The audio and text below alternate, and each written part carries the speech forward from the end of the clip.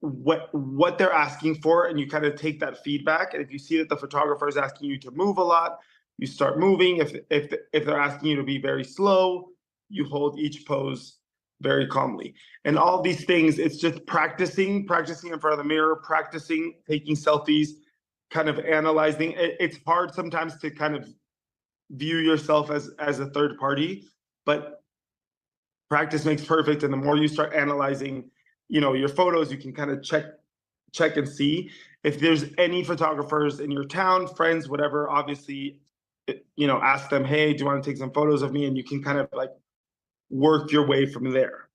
The next thing that you need to do is, in my opinion, social media is so important. So if you're trying to be discovered as a model, your social media is a huge tool for you to use.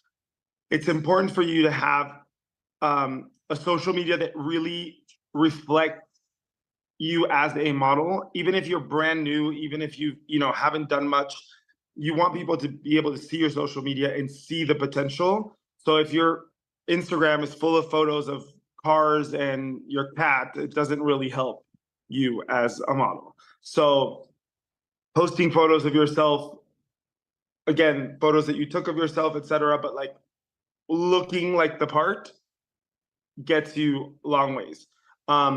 Reaching out to agencies through your Instagram. There's tons of agencies, and just reach out to as many agencies as you can when you're ready. But you need them to be able to see your profile and to immediately see someone that has potential as a model. So first of all, having a public social media, because sometimes I get messages from people that are like, oh, I want to be a model. I go on there and it's private. So by the time I, follow them, whatever, the communication completely gets lost. So if you have that moment, that opportunity, you want to seize it. So having the right social media, with a username, for example, I sometimes get messages from people that have like, Lucky Bunny #7. Like that doesn't, you need to treat it like a job, because it is. So like if your social media says your name and your last name, or the closest thing you can to your name and your last name, your stage name, obviously, if you're using something different, and reflect that. You want people to see that you're taking it seriously, your angles, you know how to take a good photo. And again, we are always, as agents, we're always looking for new talent. So it's not that I'm expecting to bump into someone with the most amazing social media with the perfect photos, but we're always looking for people that know their angles and know how to take a good selfie. Obviously, because nowadays so many of the castings are, we're always asking people to send us like a home tape and stuff. So I'm always looking to see if this person actually knows how to take a good casting video or casting photo, knows how to light it, knows their angles, etc. Because it's very important. Next thing, very important in modeling, is how you dress to a casting. For the most part, and again, whether it's a virtual casting or in person, you want to wear something that's very plain, in the sense that, like, obviously flattering to you. Whatever color, I always say something more like neutral. But you don't want someone to remember your t-shirt more than they remember you. So you want to wear, whatever you feel comfortable in that flatters you, but you want them to remember your face and your personality and not your crazy outfit. When you do your homework, meaning if you have a casting and I tell you, hey, you have a casting tomorrow for Macy's. If you don't know what Macy's is, do some research, find out what, So if I'm telling you that you have a casting for like a bridal job, then you probably want to wear something white, because the wedding dresses that they would want you to be wearing in the photo shoot are white. If I tell you that you have a casting for like a leather brand, maybe for the casting you wear a leather jacket or something. And that's the key to like that extra chance to success is doing your homework. Do the research, find out the brand that you're casting for. What do they like? What do they usually, who do they usually book? you know, if you're casting for a hair job, you probably don't want to show up to the casting like with a bun. You know, they want to see your hair, whatever your hair is, they want to see it. So doing that research will give you that extra, you know, oomph. And obviously, once you have an agent, asking your agent, hey, should I wear this? Should I wear that? What should I say? Etc. But the first impression is so important, so important. A lot of times, before they even say hello or whatever, they already kind of made up an idea in their heads of like the style that you fit.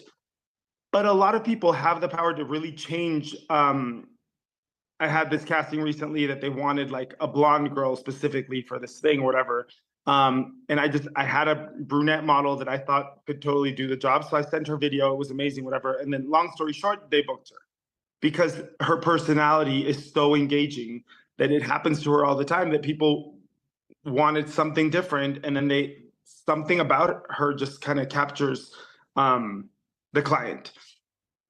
So I want to talk a little bit about rejection as well, because that's like an everyday, all day long thing in modeling and in acting. For me as an agent, it's very easy to tell you, don't take it personal. You know, it's the nature of the business, but I understand that, especially when you're new, but even actors who have been doing this for a long time and models who are doing it for a long time and are successful, still, it's hard. It's hard to draw that line and to not take it personal because your job is you. So I understand that it's very hard, but the faster you kind of take that turn and realize that it really truly is not personal. Sometimes you might not get booked because your shoe size just is not, it's, you know, if it's a shoe company, the shoot, they need this specific size and that's it. And that's what they need. Sometimes they loved your style, but the male model that they had chosen before or whatever is a little bit shorter than you and they want him to be taller or what X, Y, Z. There's always so many reasons. The psychology of why somebody, sometimes like a casting director, will or will not choose you. Sometimes you literally might remind them of their high school sweetheart or their English teacher who they either loved and that's why they booked you, or they hated it and that's why they get. Sometimes the casting director himself doesn't know why. They just are not feeling your vibe, or they are. It's hard to put into words. This is not a mathematical industry. It's not a clear cut, you know, it's not science. It's so much about passion and feeling and in the moment. So truly, the quicker you can get to realizing that it really truly is not personal and just working on the things that you can work on. Sometimes the feedback is something that you have zero control over. They need, for example, if you do campaigns for alcohol brand, they need somebody that's 25 and up. Hold on, my little tripod has had a little issue. One second.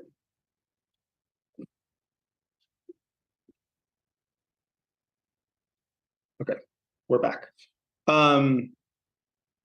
So sometimes you will get feedback that either the casting people will tell you straight up to your face, or that they will tell your agent and your agent will tell you. And if it's feedback that you can work on, amazing. If they say, you know, we need someone with a longer neck, you can't really work on growing your neck. So like, don't take it personal and move on.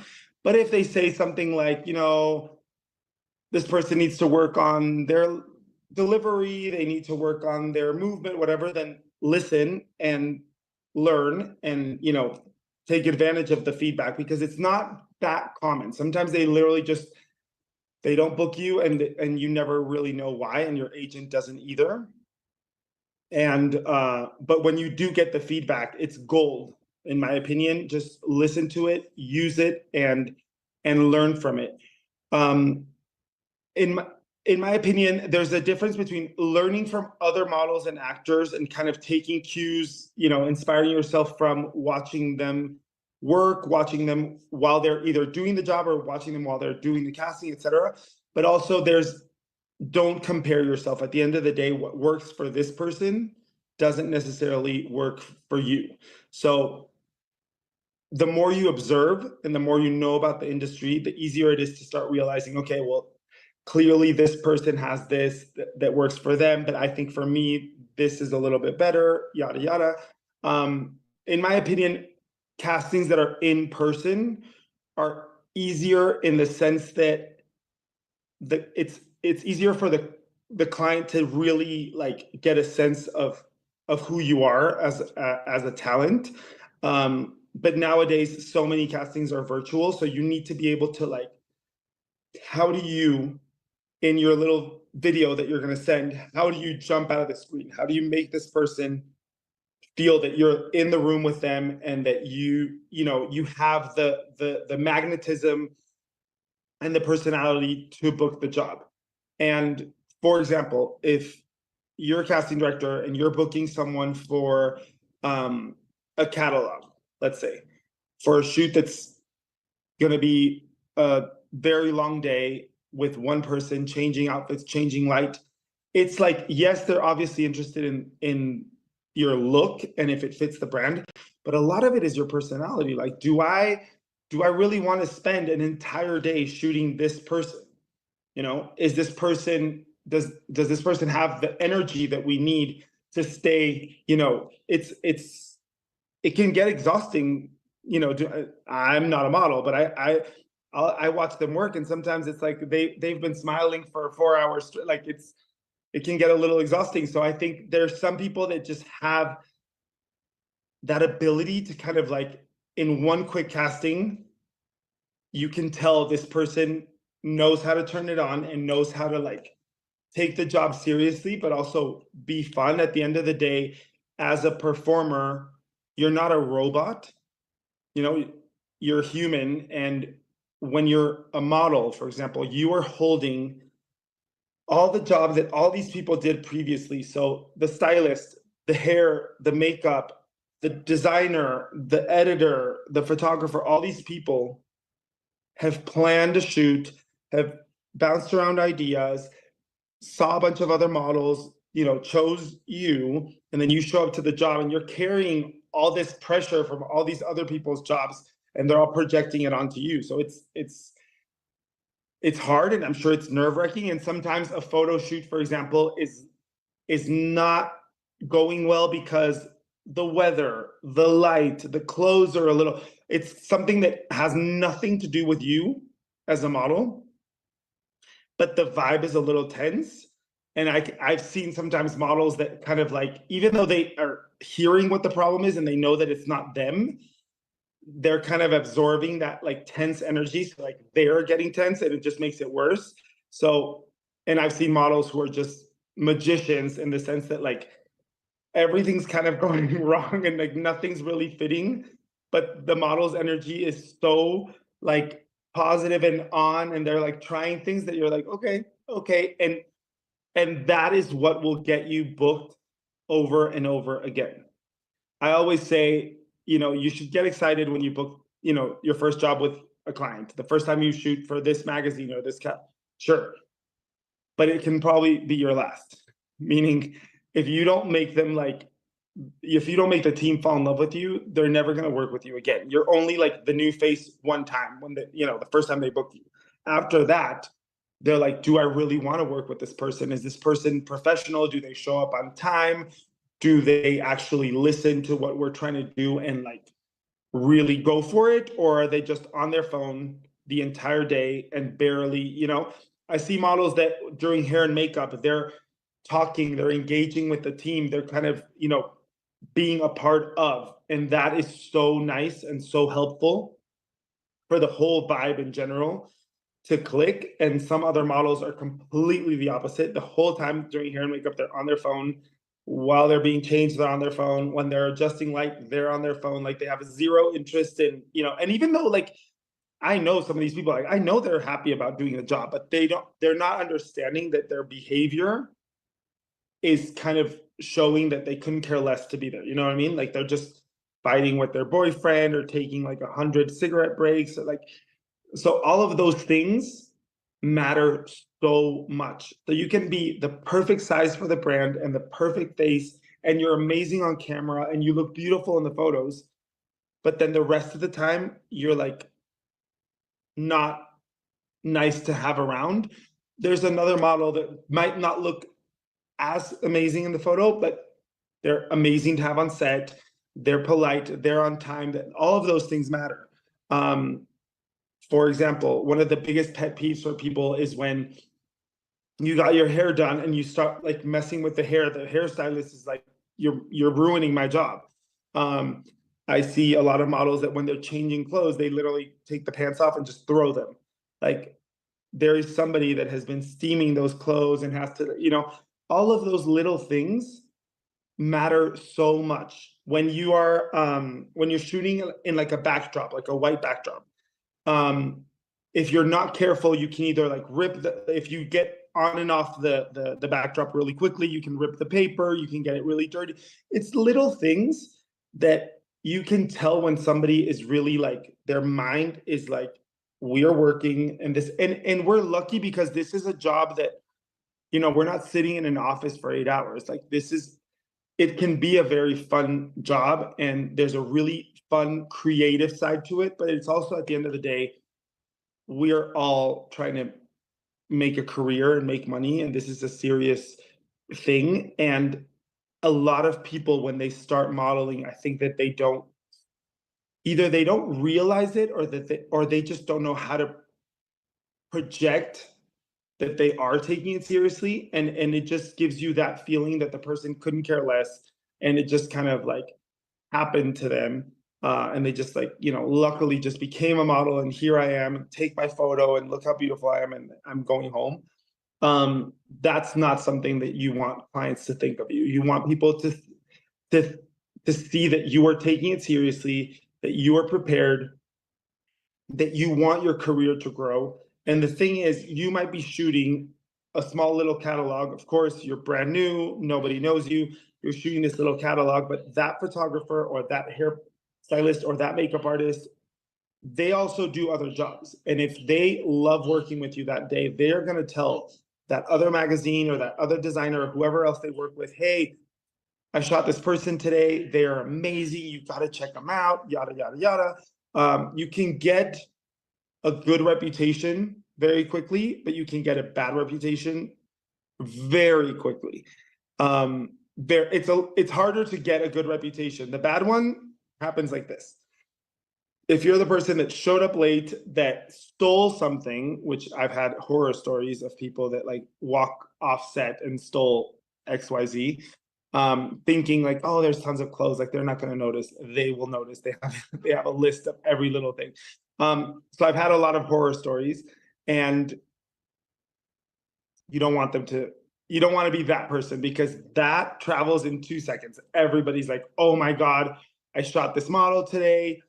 You can't believe the attitude. They broke the shoes. They tried to steal something. They were super rude to us, et cetera, et cetera. So you don't want that. You want the complete opposite. You want somebody saying, oh my God, we shot this model today. Oh my God, they're gorgeous, they're brand new, yada, yada, the best attitude. They're so fun. Their hair is amazing. Their personality is super cool, whatever. And if you're getting that like recommendation from somebody that already worked with you, it's worth gold, because these people are in the industry. They've been in the industry for a while. They've worked with all kinds of models. So if they're telling someone, oh my God, you should work with this person, most likely that person's going to be like, okay, let's do it. Like, I trust you. And in my opinion, as a model, the quicker that you do that, and the quicker that you create this good reputation, the more people just start calling, and you just start getting booked for jobs without even going to a casting, without even submitting a self-tape.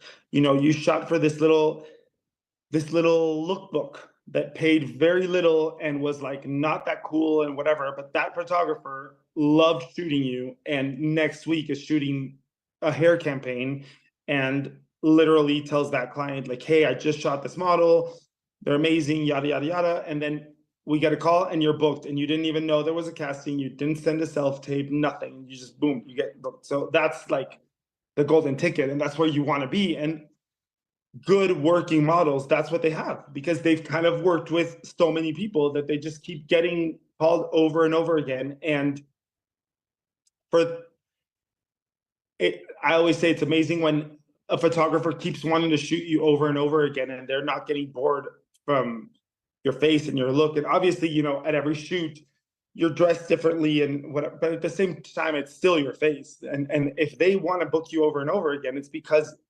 they like the feeling of working with you. And sometimes people are like a lot more, they rather work with a model that they know what they're going to get and they know that it's going to be a successful day of work than like somebody that, oh my God, their face is amazing, but I have no idea if this person's actually going to perform and actually going to give us what we want for a full day of shooting. Especially when you're shooting, for example, outdoors, and there's like, either it's super cold, and you know, as a model, it can be hard when you're shooting something, it's super cold, everyone else on the team is wearing this big jacket and sweatpants, and you know, and you're wearing like shorts. Like it, I get it, and there is an element sometimes where the model is put in the hardest situation, but it is part of the job, and that's the kind of stuff that it's like, that's where you really show what you have as a model. And that stuff, even though it's not gonna, it doesn't go unnoticed. Like you're not in school and nobody's gonna give you a golden star, but it doesn't go unnoticed. And all of us working, even if in the moment we're like, you know, we notice, people notice, and people remember, and they say, okay, this model knows what to do and can figure it out in a hard situation, and can get through the obstacles of XYZ and kind of like project. And it is, sometimes you get those jobs that everything is super nice and everything's glamorous, and they did your hair and your nails and everything just was like magical. But other jobs, it's like you're in uncomfortable shoes that are 2 sizes too small, the weather's not helping, the place is like, you know, we're looking through the camera and we see this, but the model sees everything else. And sometimes it's like an ugly warehouse that's like smells a little strange. And as a model, you need to be able to completely, you know, make up this little world in your head and project that you are shooting like the cover of Vogue. And some people are fantastic at it. And I've seen, for example, for runway castings, sometimes you go to the casting for this designer or whatever, and the casting is either in their showroom or in their apartment, whatever, and there's a space this big for you to walk, and there's no music, and somebody's on their sewing machine. It's like, it can be so not glamorous sometimes, and you need to be able to walk. They're going to look at you for 2 seconds, and in those 2 seconds, you need to be able to walk like you are literally like on the runway. You need to imagine like there's all these cameras, and I'm in Paris, and I'm wearing the coolest outfit I've ever worn in my life. And I see some models that just have that ability to transport themselves for those 2 seconds and walk like they're, you know, in the best fashion show in the world. And some people walk like they're in some hallway with no music. You know what I mean? Like they look like they're walking to the grocery store, and that's not that's not going to get you booked. So all of these things, again, it's preparation. How can you imagine in your head and project that you're walking in this fashion show when you have no idea? I have so many models sometimes that they tell me like, my dream is to be a model, yada, yada. And I ask them, you know, what kind of jobs would you want to do? What kind of photographers would you want to work with? Who? They don't know one photographer's name. I'm not going to put you guys on the spot, but I'm sure a lot of you don't know as much as you should. If you actually want to be a model, you should know who are the best photographers in the world, who are the best magazines. Don't go for the obvious choice. If I tell you who's your favorite model, don't say Kendall Jenner. And like everyone, my father knows these people's names. Like you should know like the industry insider information. And it's very easy to know that nowadays. Which are the best magazines? Which are the best fashion shows? What city does this brand show in? Like if it's Chanel, their show is in Paris, it's not in New York. If it's Tommy Hilfiger, their show is in New York. So the more information you know, the better prepared you will be when that opportunity comes. And the thing is that this is not an industry that's fair, or there's no like perfect ladder to climb. Sometimes you'll get an amazing opportunity 2 seconds after you just started, or you just signed with an agent, and sometimes you've been with an agent for 2 years, and then you get that, $1 million opportunity. You need to be ready, because you don't know when that opportunity is coming again, and you need to seize the moment. And there's some things that you can't. Again, I think people who are looking for fresh faces, we know that you don't have years of experience, so that doesn't scare me. I don't mind working with people that have borderline zero experience, but I want to work with people that are informed, that know enough. When I became an agent, I had zero experience as an agent, zero. But I had spent years looking through every magazine, every blog, watching every fashion show you could think of on YouTube. So I was informed enough to be able to, even though I was starting from zero, I had a lot of information stored in my head. And there's people that are starting from zero and their information is also zero. And you can tell, and that just makes it twice as hard to, as an agent, to prepare talent when they have no idea what the industry even is. And sometimes, obviously, I have found models walking down the street or whatever, the Six Flags, that I've said, hey, would you like to be a model? And they know nothing about this, but I'm assuming that you guys know that you want to do this and you are pursuing these things, so you should be informed. And obviously, step one is like, there's a reason why you're all logged on here. I can tell that you want to prepare yourself and you want to learn. So this is the best medium. And in my opinion, for example, social media, follow models, if you want to be a model, you don't just want to follow models on Instagram. You want to follow stylists, designers, hair, makeup, agents. Like, what are the best agencies in the world? If you can't relocate to move to New York, then where do you live? What's an agency that's close to you? Develop that knowledge so that you know what steps to take and you know where to go towards. And also, if you know enough about the industry, you can kind of tell like what kind of jobs you can shoot for in this point in your career, like which ones can be like your start. I always say dream big. Yes, like let's shoot for the stars, and you should have this like wish list of, I hope I get here. Okay, but then where are you starting here? Like, we all have to start from down here. And this road might take a year, 2 years, or 10 years, but you have to start from the bottom up. So what is that bottom for you? What do you really, truly, honestly think can be one of your first jobs? And if, for example, if your strong suit, you don't think runway is your strong suit, then okay, what is? And you can still say, I would love to, end up doing amazing runway shows or whatever. Awesome. Work on your walk, whatever, but like, where do you start? What are the first things you really think, okay, I think I can be great at TV commercials. I think I could be great at catalogs. Hair jobs, I have amazing hair. My hair can take a lot of, because hair is a whole thing, but like poor models, when you start modeling, they do so many things to your hair that it's like, if you don't take care of it, people will ruin it like this, because they're curling it, straightening it, putting all kinds of products. Your skin is like a huge thing to take care of, because you're getting all this random makeup put on your face. And I see models that immediately they know, like, so know your skin, know what works for your skin, and know how to clean your skin. And I always say, if you show up to a job, bring your own either makeup remover or face cream or whatever you need, so that as soon as the job is over, you can remove it. And because the more you work, the more beating your hair and your skin are going to take. So you really need to take care of those things.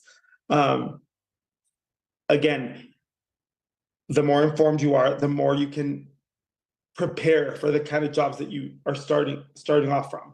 And an agency, an agency can tell when they sign you, if you really know what you're doing and know what you can bring to the table. Some people are completely delusional about the kind of jobs that they can book. And again, I love hearing when people want to shoot for the stars, but we're going to start here. So like, you need to know this is the kind of stuff that people start in. Get informed about the industry, payments, commissions, contracts, and all of that information is definitely available. You can Google all kinds of things. Something like today is the perfect opportunity to ask those questions. And the more questions you ask, I love getting asked questions. I get bombarded on social media by questions, and you can know when someone actually, I get messages sometimes like, hi, I want to be a model. That's it. No, hi, nice to meet you. No, nothing. Just obviously those questions are not very appealing to me, and it's not a very interesting conversation to have when somebody doesn't even say hello or goodbye or use question marks or nothing. And you can tell when someone's like, hi, nice to meet you. You know, my dream is to be a model. My dream is to be an actor. I've done XYZ. I'm looking for some advice. If you could, when I read something like that, it makes me happy to connect that person with, if I can connect them with someone, or if I can respond advice, or if I can get, like, I will happily do it because I can tell that this person has done some research and knows what, you know, they know where they're trying to go. Other people are just like gimme, like, I want to be a model. That's it. And like, what do you answer to that, you know? So all of those things are so important. It's kind of like the what I call your homework, your office. To me, your office as a talent is eating healthy, going to the gym, getting your sleep, working on your hair, your makeup, your clothes. Like, all of those things are your 9 to 5 kind of preparation. Self tapes and like digital castings. For example, when I started in the industry, models and actors had to drive up and down and all around to go to 2-second castings. And it's like, you drove for an hour, you had to spend money on gas, parking, blah, blah, blah, wait in line for an hour to stand there for 2 seconds, read your line, or, you know, take a photo and leave. Now it's so cool that you can do so many things digitally. And to me, it's just amazing. I still can't get over the fact of how cool it is. And even though there is the side of like less personal, you know, connection in a casting, you still have the ability now to do 20 castings in a day if you needed to, or, you know, you can cast for, they're casting for a movie in LA. You don't live in LA, but you send an amazing self tape and it could get you the part. But people send tapes sometimes where it's like the lens is dirty, the photo's blurry, the sound sucks, you can see their dirty laundry in the background, or you see the toilet, or yada, yada, yada. Again, you can tell, okay, clearly this person put zero effort into this casting. Sometimes people record these castings like at night with a horrible light. I'm like, okay, they obviously don't want the part. Like, you need good lighting, you need good sound. When I play a video, a casting video, I shouldn't think of anything other than you and your performance. I shouldn't be looking at the background. I shouldn't be looking at your mom cooking or at your messy room, or like, the video should literally immediately make me focus on you and your talent, and that's it. And it's not, nobody's asking for a, I don't need, I know you're not a director and you don't have a professional camera. I don't need this like unbelievably, you know, perfect video. I just need good light, good performance, and no distractions. So whether that distraction is, you know, a poster in the background or your sister or whatever, the less distraction, the better, because then I'm just going to focus on you and remember you. Another thing that's amazing about video castings is, again, back then you had one casting, you messed it up and it was live, and you know, and you got shy and you giggled, or you, nowadays you can mess it up 20 times in your house. I don't need to find out about how many times you messed it up, and you send me that one great video. It's awesome. So take that opportunity. I wish that would have existed when I started. The industry, which in my opinion, it was much harder. You had to spend way more time and effort and money to be able to get these opportunities. And now really, internet, social media, Zoom, all these things have really afforded us so many tools to be able to get seen by the right people. And you guys clearly are doing the right thing. You're here and you're learning, and this is going to give you a great, from here, it's so much easier to get noticed by agents. But once you get noticed, what are they going to notice? Are you prepared to be noticed by an agent? Are you prepared to have a conversation with an agent that says, hey, I love your look. You're exactly the age and vibe and whatever that I'm looking for. Are you ready? Are you actually ready to have that conversation and take it seriously and know, what the job entails? And only if you truly are ready. So the more prepared, the better. It really just, I know I'm repetitive about it, but it truly is mind-boggling how some people say that their dream is to be an actor or a model, and they have zero idea about how it works. At the end of the day, I say that this is like you're opening a company, and the company's name is your name, and you're the owner, the assistant, the secretary, the receptionist. You are the whole company, and this is your business. So take care of your company and your business. And it goes from everything from your physical appearance to your health. Because me, for example, if I'm super sick and I can't stop blowing my nose, I can still work. It doesn't matter. Nobody's going to say, oh no, I don't want that agent that has, a runny nose. You can't go and film this amazing scene if you have to blow your nose every 2 seconds. And if you look, I can do my job with huge circles under my eyes. It doesn't really make that much of a difference when you're an agent. When you're the talent, it makes a difference. You better have, you don't want to come with a scratchy throat when you're trying to sing or deliver a line. All of those things matter. So you guys, that really is so important. Every little detail of how taking care, if you know that you have a shoot the next day, even if it's not at 6 a.m., don't go to sleep late. I always hear people say oh, I can't have that much salt for dinner, because if I have that much salt, I don't know, whatever works for you and your face. Some people can wake up and 2 seconds later, they're ready with a huge puffy face. That's just the nature of your body and your whatever. So if you know that, then wake up 2 hours early, take a cold shower, do whatever it takes for you to look the way you need to look, and also feel the way you need to feel. You can tell when someone feels comfortable. And as a model, you don't get to choose every outfit that you are wearing. And sometimes the skirt's too big and it's pinned in the back, so you can't even move as freely as you want, and the shoe's a little fine. But try to control the things that you can control. You can control the fact that you had a good night's sleep, that you had, a healthy breakfast, and you have energy, and, control the things that that you can control. Bring a snack on set. If you're someone that gets tired, quickly or whatever, bring your protein bar, bring your, XYZ. The more prepared you are for the things that you can control, the better the outcome is going to be.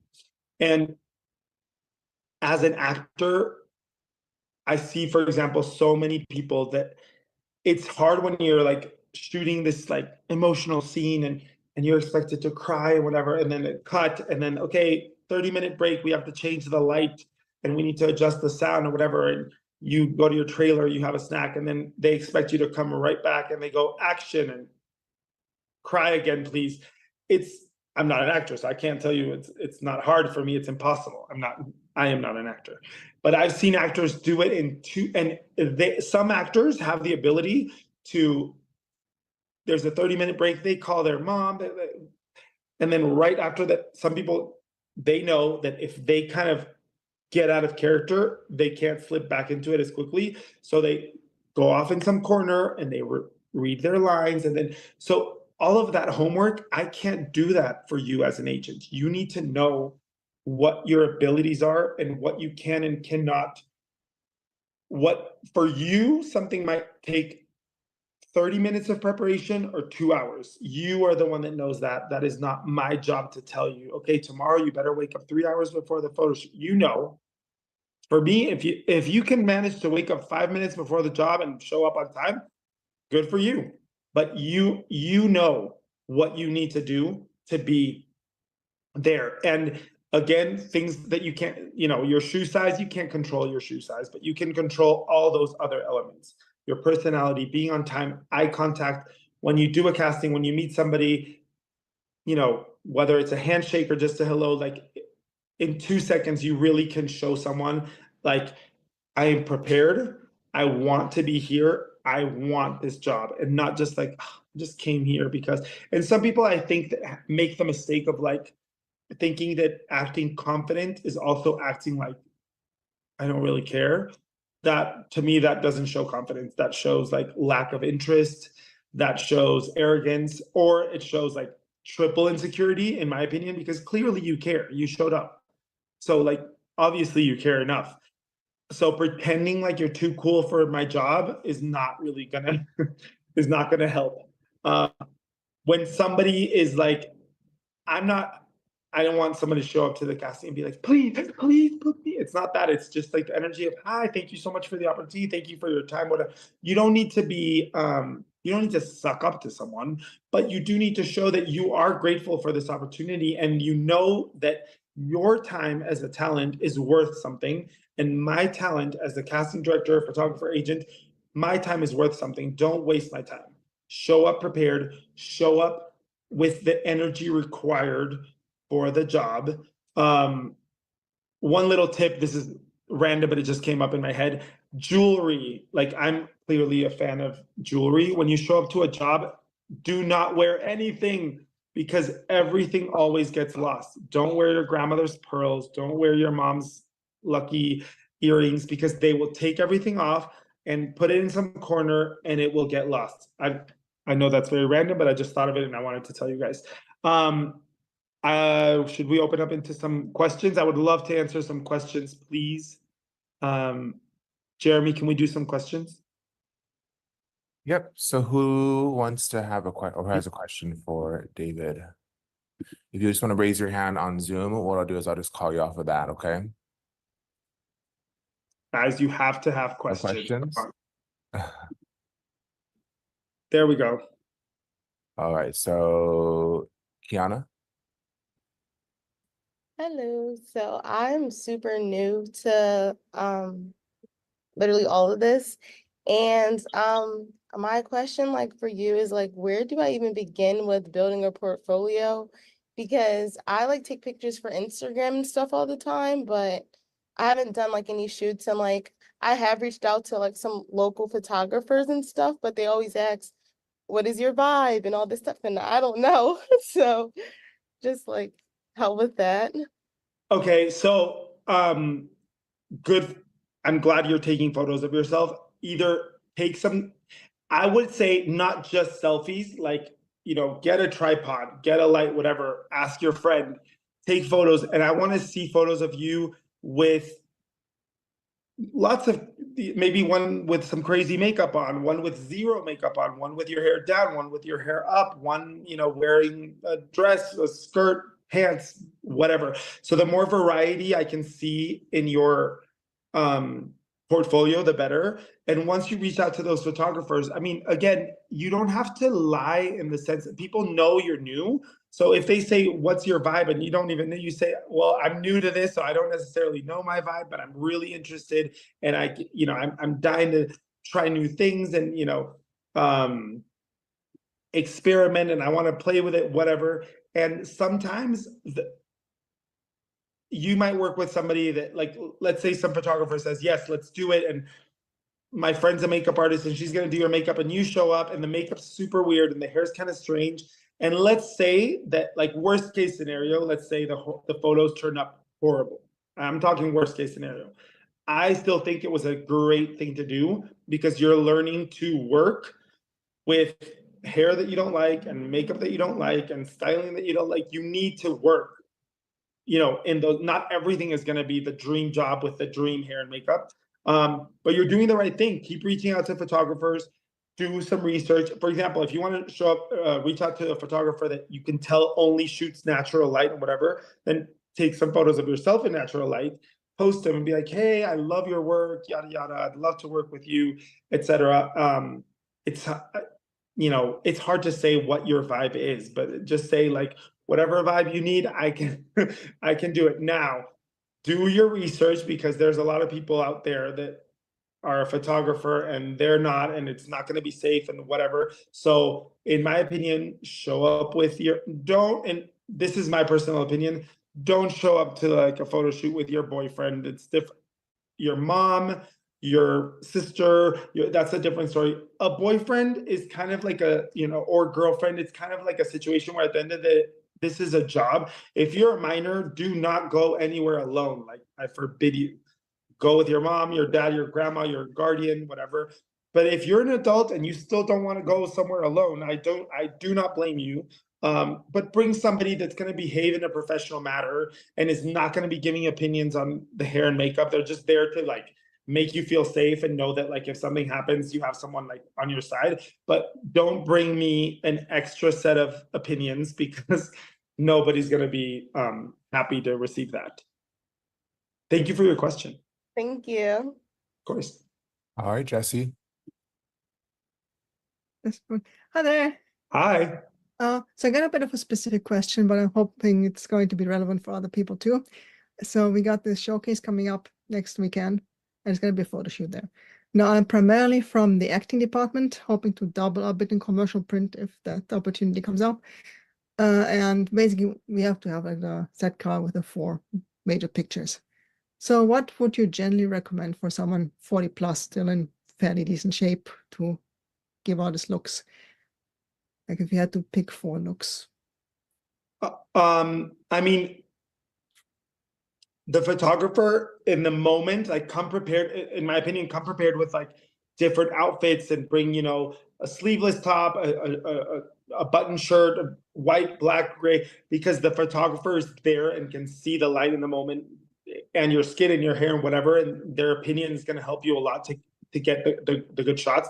But I love to see a variety. I'd love to see a photo of you with like a very colorful top, something super muted, like a white or a black, something with like, a high neck, something with a low neck, like a little bit of everything.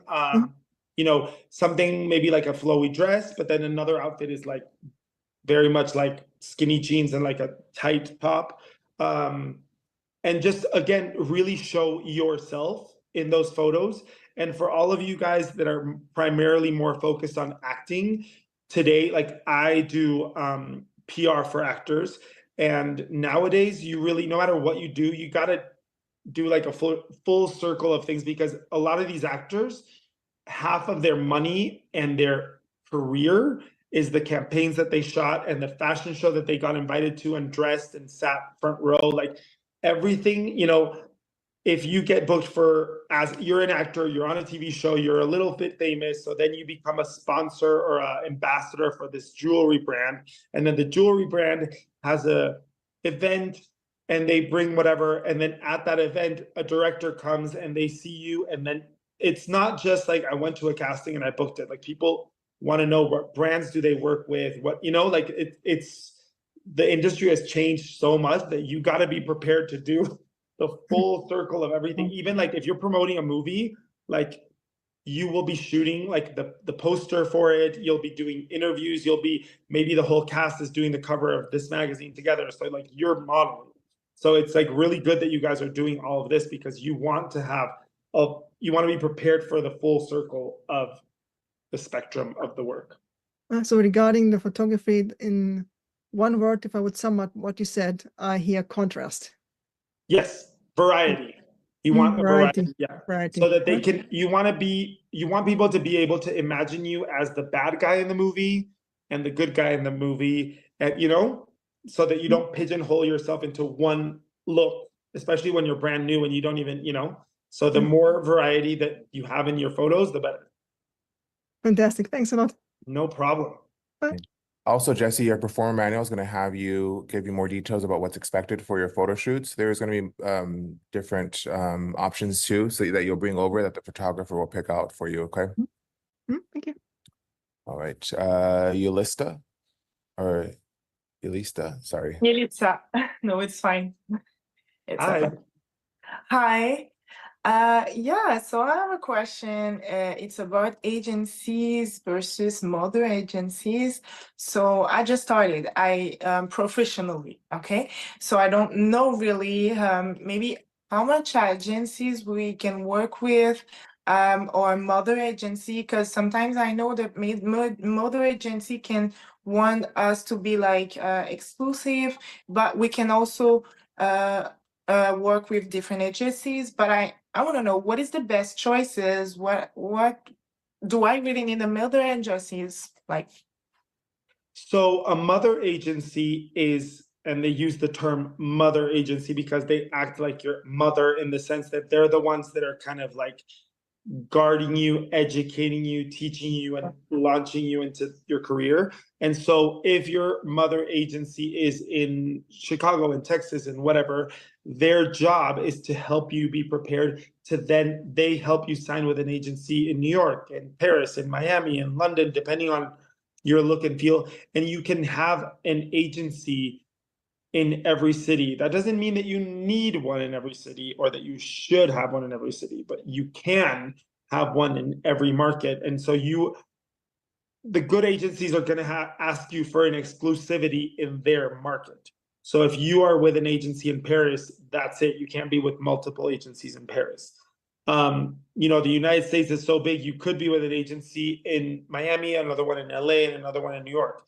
But again, a mother agency is there to kind of walk you through this, because if you sign with this agency in Miami and then you sign with this other agency in LA and they don't work well together and they don't communicate well together, that's not going to help you. You want to be with agencies that like are in a team, in the sense that like if I represent you in this city and this other agency represents you in another city, and I had booked you for a catalog that pays $2,000, but then your agency in Miami books you for a campaign and it pays $10,000. If we work well together, I will say, listen, the best thing for this model is to like, I'll cancel my job and you want to do the job that's, you know, $10,000. But other agencies don't get along when they'll be like, no, if you cancel my job, I don't want to work with you anymore, yada, yada. So that all really helps to work with agencies that work well with each other so that you get the best for your career. So I do recommend being with a mother agency, and a mother agency is like a marriage in the sense that you want to be with someone that's like, that you feel comfortable with, that you can communicate well with, because that's the key, is you're going to have to communicate a lot to be able to like make your goals and your dreams come true. Okay, so actually I need to have one good one and then I can work.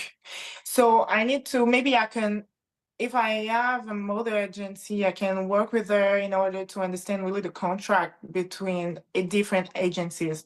Yes. Okay, so if I am working and go with people, oh, also, can I have, because an agent is different than having a mother agency. How do we can work together? Is it possible? Or Yes. So, and this is all like, you need to reach out to different mother agencies, talk to them and say, hey, this is me and this is what I want to do. And Okay. if you want to do both modeling and acting, you want to be with a mother agent that knows more about both, so that they can help you sign with the right modeling agencies in the markets that you can travel to and work with, but also they can help you get an acting agent. And once your career gets to the level needed, you need an acting manager, a publicist, XYZ. So if your mother agent knows about all these things, they can help you and they can put you in contact with the right people and build the right team to get to where you need to be. Okay, so the clue is like finding a good mother agency and then maybe try to stick to it. Okay. Yeah, and try to talk to a few. You know, don't just sign with the first person that you met with. Try to be in touch with a few, and really feel out the communication and tell them, this is my ultimate goal is this, and this. And then they will tell you, well, I think that's realistic, but we need to go this way, or we need to do it this way. And then, sign with somebody that really you feel like you're both on the same page.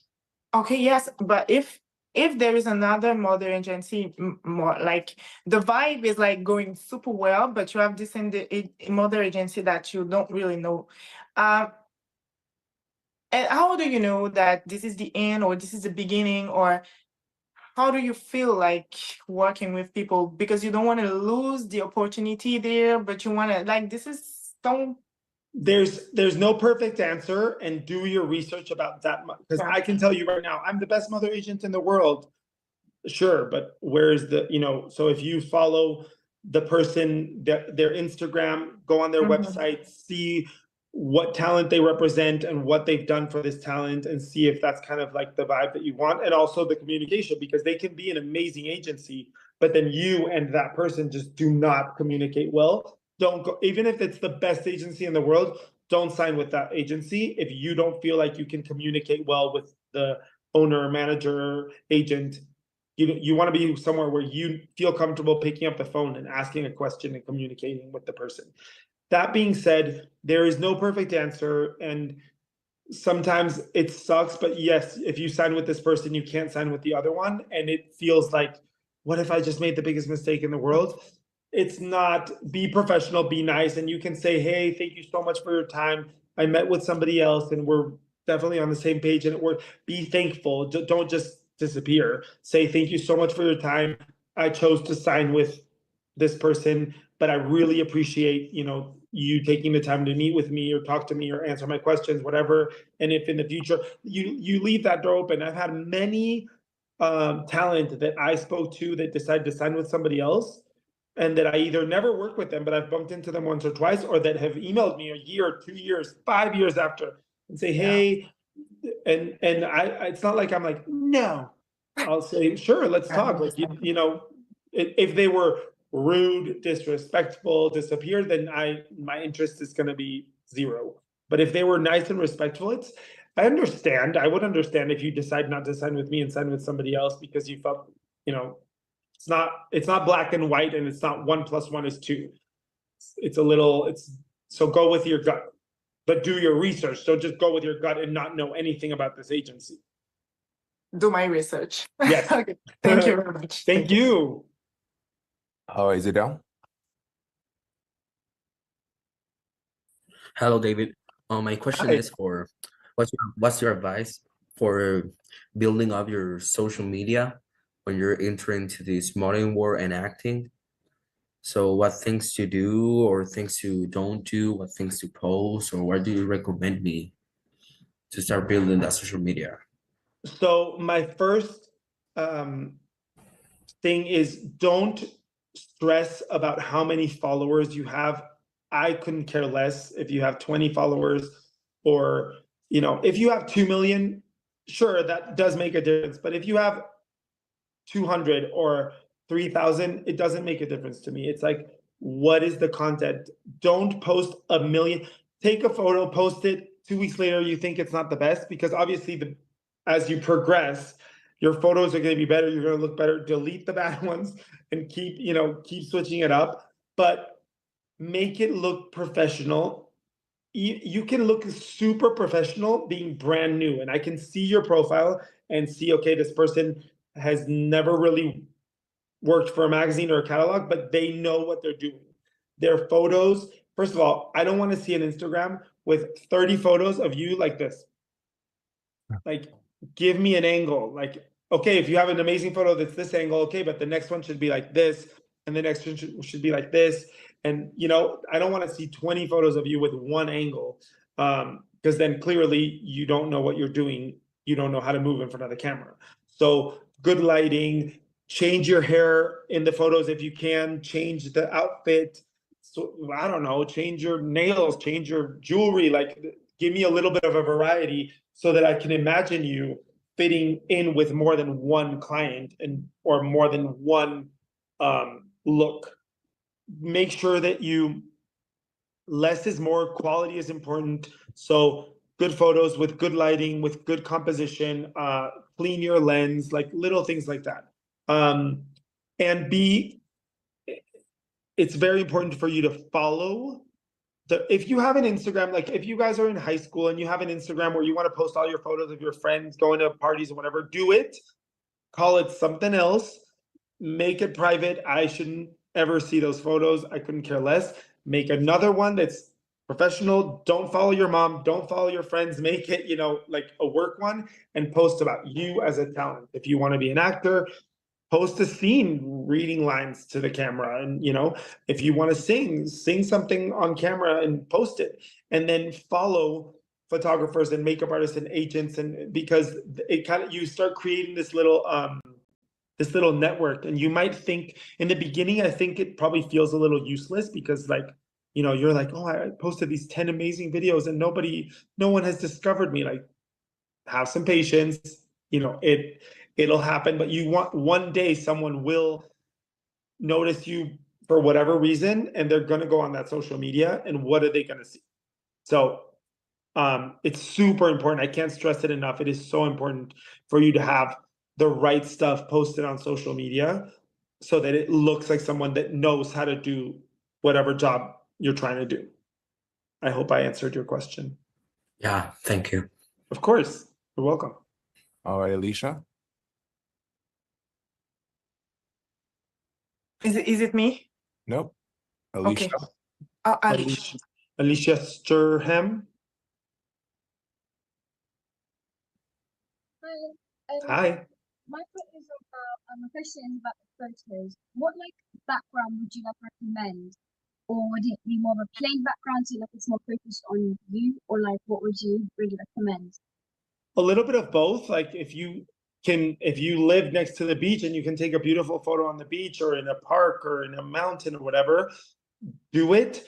But again, always make sure that you are the number one focus in the photo. I don't want to see a photo that's like the view is more distracting than you.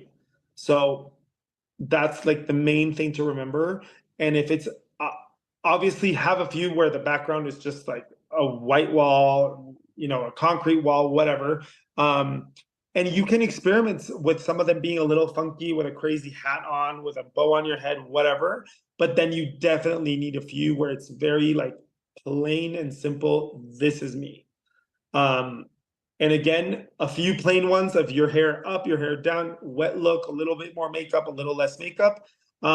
Also try to play with your age. If you can look, I think your profile says you're 15. So if you can take a photo where you look 13 and you could play a younger girl in school, but then you take another photo where you're you do your hair and your makeup and the outfit and you look like 18, that's awesome because you show a little bit of a variety. But try to definitely focus more on the way you look and what you're projecting and don't focus as much on the background. All right, Yulia. Hi, nice to meet Hi. you. Nice to meet you. So I have a question about the showcase coming up. So do we have to have a self-tape where we're presenting our photos and what kind of photos does it have to? Yulia, sorry, this would be a good question for you to ask on the info at Next Star Production because this is questions for David regarding the industry. Ah, I see. Okay, yeah, sure. No worries. Then I have another one. Can you give me some advice how to perform good at the showcase? Yeah. Yes. So practice whatever you're going to perform, practice it 100 times so that it's just stuck in your head. And then in the moment, no matter what I tell you, it's normal to get nervous. You will be nervous. It's normal. We know you're nervous. If you mess up, which almost everybody makes some mistake, you either say the wrong line, or if you're doing a dance thing, you do the wrong step. Try not to stop and just keep going and work on it. And if if your line was I really want to eat a hamburger, and you say, I really want to eat a sandwich, don't say, just laugh it off and just keep going. Sometimes I don't know you made a mistake. I didn't know the lines, so I'm not even going to notice. But if I notice that you make a mistake, what I'm looking for again is somebody that can like keep going. It's not going to get phased. If you mess up, if you trip, get up, smile, and keep going. You know, if you can manage to keep going, it's better. But if you really, if whatever happened and you completely messed up and you need to start over, just say, I'm so sorry, let me start over, and just go. Don't like wait 2 minutes. Just say, I'm so sorry, let me just start over. Hi, and you just won't go right back into it. And again, you will be nervous, so you need to figure out what you need. Use that nervousness. Like being nervous is a good thing. It gives you that adrenaline, but use it in the right way and try to avoid, for example, if you're reading lines, try to avoid saying, try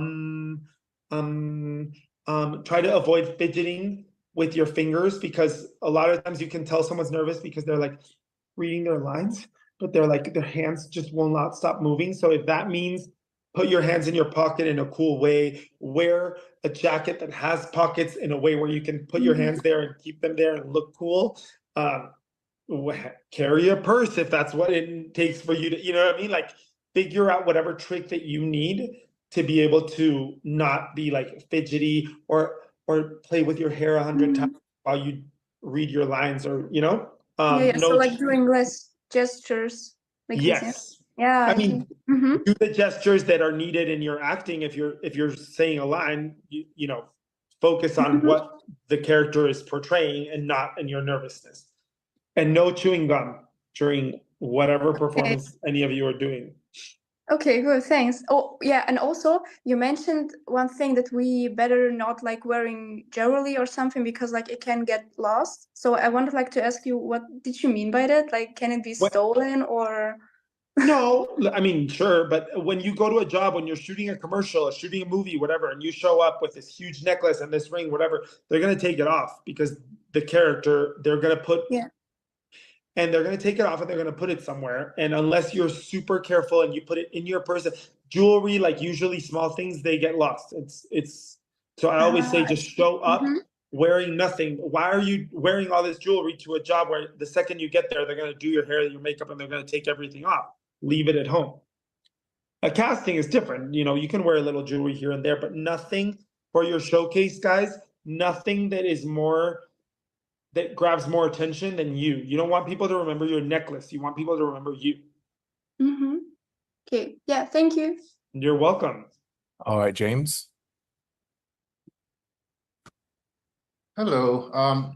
Earlier you mentioned that we need to seize the day, as you mean like continue working. So with the area where I live right now, like there's barely any agents. Like I was wondering, as a new individual who just starting in this industry, I was wondering where is like the best way to start, and which website would be the best recommendation for me to submit my headshot, and as well like where I can start from now, because I just don't want to listen and then just like take it as like an option, but I just want to start like right away from here on and then know where to begin and where I can end.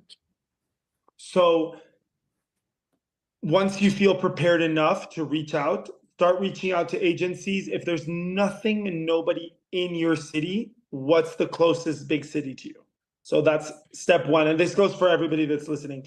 If you live in a small little town, so what's the closest city to you that's large enough to have agencies and somewhat of an industry? So focus on that city, in my opinion, first. Unless you tell me, hey, I'm moving to Los Angeles in 6 months, okay, then focus on Los Angeles, email everybody there. But if at the moment you cannot move, but you want to start working and doing whatever you can, then what is the closest city? Or if there's a few cities, like if you live, you know, depending on what country you live in, if you live in the United States, there's a lot of work in a lot of cities. It's a big country. So if you live in Germany, there's a lot of work in Hamburg, but there's also a lot of work in Berlin. If you live in Spain, there's tons of work in Barcelona, but also in Madrid. So like, it really depends on your nationality, your country. you know, if you really want to start working, you guys should have a passport so that if you send a casting and you get booked and the job shoots in another country, you are ready to go and do that job. So reach out to agents, agencies, managers, everything. It's really easy to find that information, honestly, on Google. So pick the city, and if the city the closest to you is, let's say, Paris, and Google acting agents in Paris, modeling agencies in Paris, and email everybody you can. If it's close enough where you can go for a weekend, actually not a weekend because people are closed during the weekend, but if you can go for a few days, go and try to like request to meet these agents in person if you can. If it's too far, if you don't have the money to travel to that city, it's fine. Reach out to them, and I would say double your chances. Message them on Instagram, email them on their website. If you know, the more research, the better. I've had people that emailed me and Instagrammed me and Instagrammed the agency, and then one of those is the one that got noticed first and got a reply. So the more emails and messages you send on social media, the better. James, we also bringing the agencies to you at the showcase and the production. So, Okay, thank you so much. we only have about less than 15 minutes. So only industry questions. So Alicia.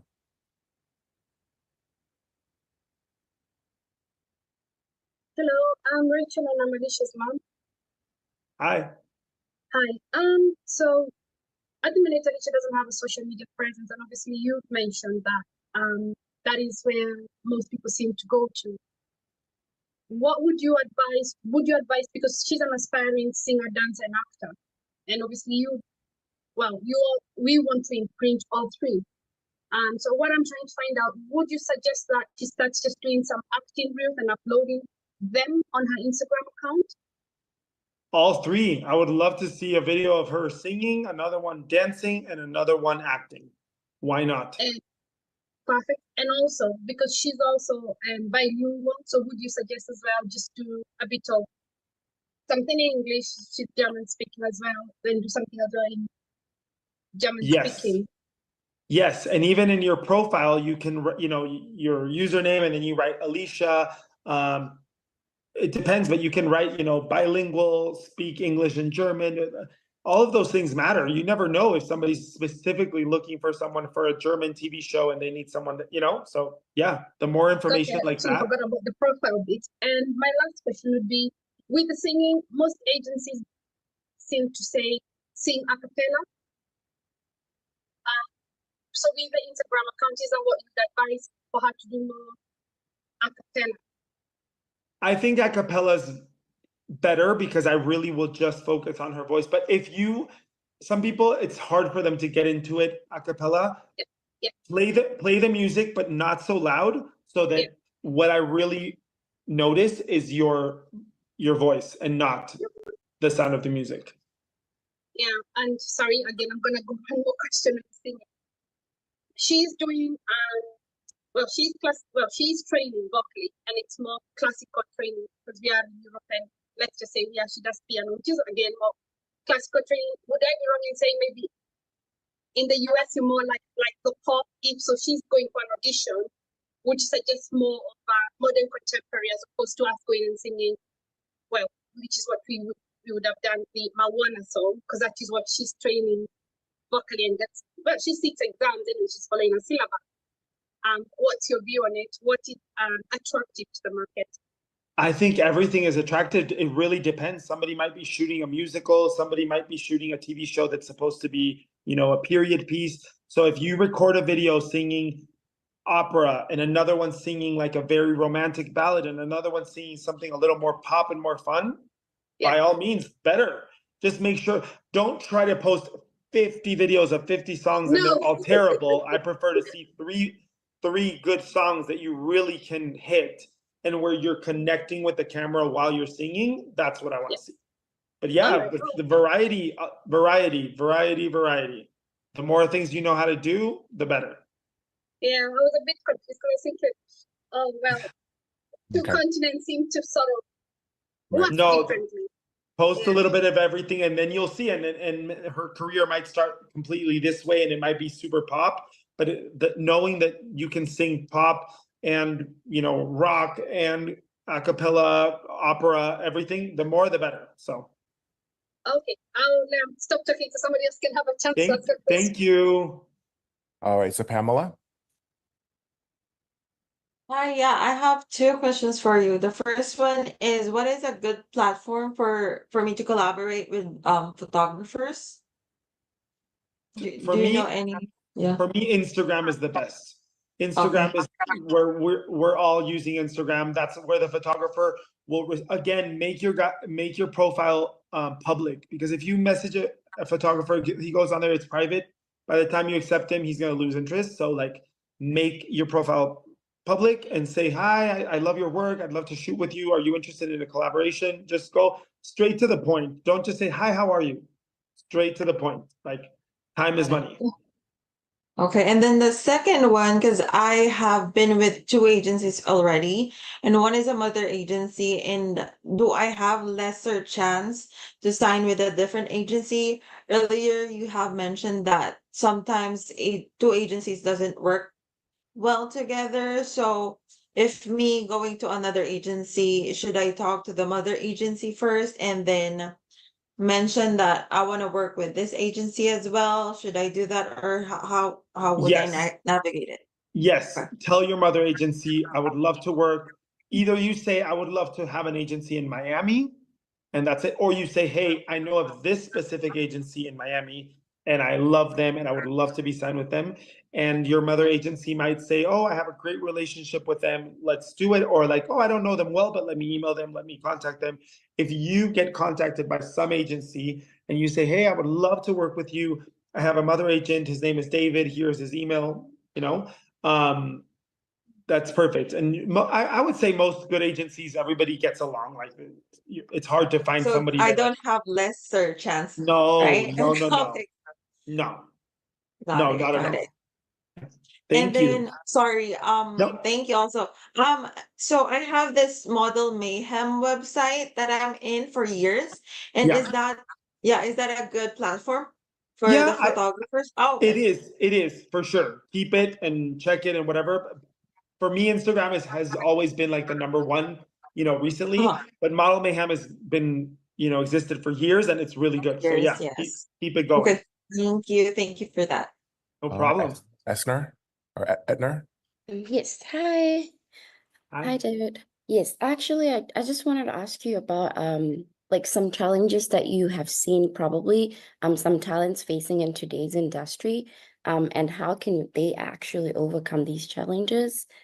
Yeah, like anything that has to do with, like, modeling, be it commercial modeling or like runway models. I think that again, before it was much harder.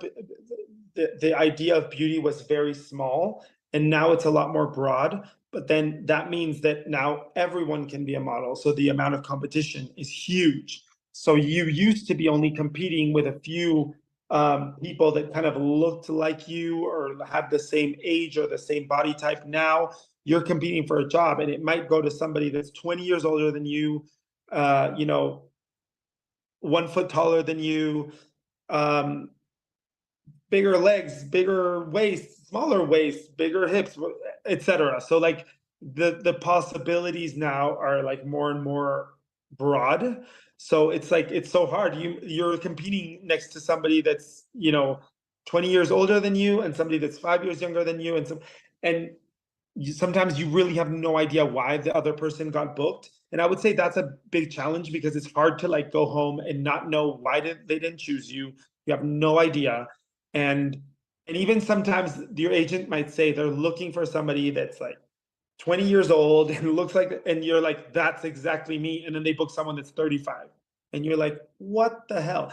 Sometimes the client doesn't exactly know what they want, and they think they want this. And then this person shows up to the casting and they end up booking that person. So it's like the biggest challenge is, don't take it personal. Work on what you can work on.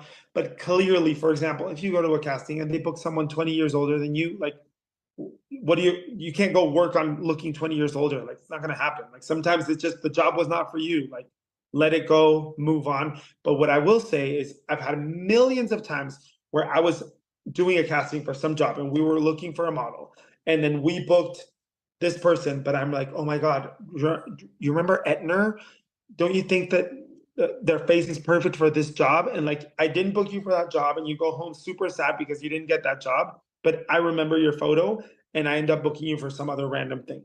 So and even if you think like, if you show up to a casting and you're like, they're not going to book me, like I can tell they're going for someone that looks older or whatever, do the best casting you can, because even if they don't book you at all, and even if the second they see you, they know they're not going to book you for that job, if you make a good impression, they will remember you. And we all have multiple jobs. It's not like I'm always looking for the same look for the same thing. So make an impression and they will remember you and book you for something else. Thank you so much. No problem. All right, and last one is Yelistetta. Hi Hey. again. Yes, so I have a question about the fees of when an agency or a model agency approach you and you see that it's kind of look like professional and everything, but what do you expect from them? Like, no, the question is the fees they propose you to pay, just to be aware of the scam, or oh, it's probably like look something that I can. So agencies take a percentage from everything you earn. So for example, in the United States, the norm is to take 20% from what you make. Other countries vary. Milan is different, Paris is different. So research like this industry standard of the percentage that they take from your jobs. It's normal for you to have to pay for a photographer to take photos of you. That doesn't mean that you have to spend $1 million and do it, once a week, but like you should pay for a professional portfolio and your mother agency should help you figure out what photographer that is and the money needed. Also, be transparent with your mother agent. If they say, hey, there's this photographer, they're amazing, and they charge $500. If you don't have those $500, say, hey, can you help me find a photographer that'll shoot me and whatever, but that only charges $200? That's all I've got. Like, be transparent. Don't just say yes to everything without asking questions, or find out, or do communicate. It's all about communication. Ask your questions. If they have a runway class and they charge, there's no perfect answer in the sense that like find out what they're asking. If they're just asking you for money for no reason, for no explanation, that sounds like a scam. If they're saying, hey, you should invest money in shooting this portfolio, you should pay this runway coach to teach you to walk, etc., that's perfect. But if you don't have the money, then also say, hey, listen, I really don't have the money, but I want to learn. Do you know of a cheaper coach? Do you know of somebody that might want to collaborate with me, etc., and say it. Okay, and the last question about that is, when you travel or you have something out of the country, do you need always to like pay for everything, like for rent, your travel, or sometimes it could be the agency? Is it me or? No, you need to pay for if you're traveling for a job, if this Macy's books you for a job and it's shooting in, the beach, they will fly you to the beach, they will pay for the hotel, etc. But if you're going to go model to Paris for 2 months, you need to pay for those things. Now, sometimes you could say to the agency, hey, I really want to go and I have the time and whatever, but I don't have enough money. So they help you, and it's called advancing. So they advance you the money. So they'll either advance you the money for the flight, or they might advance you money to stay in an Airbnb or in an apartment that the agency owns. And advancing means that they will say, hey, I advance you $2,000. So then you go, you're working, and they'll say, hey, you made $10,000 minus 20%, which is the commission that the agency takes. And then I also advanced you $2,000 for your flight and apartment. So this is what you're left with. Okay. So yeah. And that's very normal in the industry as well, to be advanced certain things. And an agency might say, listen, no, we don't believe in you enough right now to advance you a flight. Because as an agent, if I'm advancing you, a flight and an apartment or whatever, I'm expecting to get that money back. And I don't want to get it back in 10 years. I want to get it back fast. So if I think you're not experienced enough, I'd rather wait and say, come in a year when I know that I will make that money faster, Yeah. So just because the opportunity is not there today doesn't mean it's not going to be there tomorrow. If you're not Okay. ready right now. Perfect. Thank you. Thank you guys so much for your questions. So we're at our limit. So I want to thank David for today. Just as a reminder, you guys, that Jeremy Johnson with Made Management is hosting a complimentary session at 1 p.m. Eastern Standard Time. So it's going to be in 30 minutes. So if you guys want to come to that as well, Jeremy with Made Management, you are all invited on the same Zoom link. All right. Thank you, David. Thank you. Bye, guys. Good luck. Bye. Thank you. Thank you. Thanks. Bye. Thanks, David. Thanks, Bye. Jeremy. Have a good one. You say 3:30?